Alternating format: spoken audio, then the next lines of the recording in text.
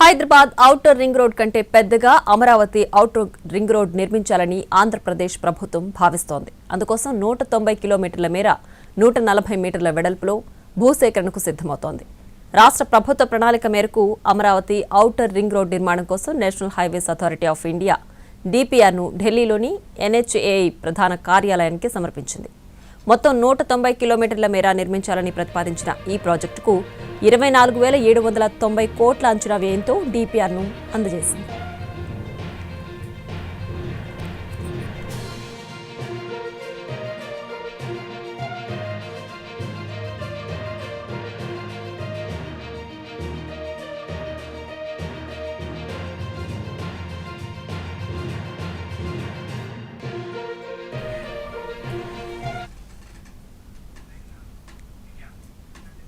Hyderabad outer ring road పొడవు 158 కిలోమీటర్లు.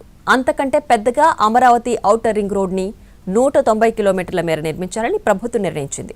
6 లేన్లుగా ORRను నిర్మిస్తారు. అందుకోసం అమరావతిలో భూసేకరణ చేస్తారు. భూసేకరణ వ్యయంలో 1000 కోట్లను రాష్ట్ర ప్రభుత్వం భరిస్తుంది.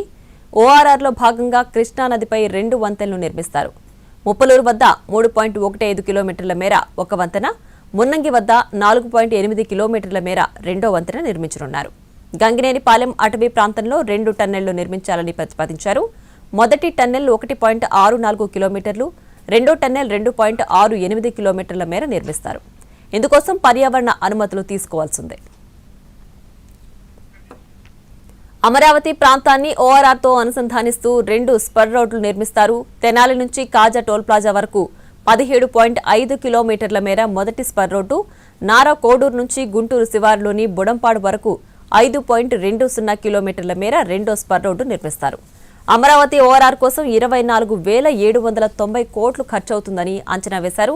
అందులో రాష్ట్ర ప్రభుత్వం 3,117 కోట్లను భరించనుంది. ప్రాజెక్టును 12 ప్యాకేజీలుగా పనులు చేపట్టాలని ప్రతిపాదించారు.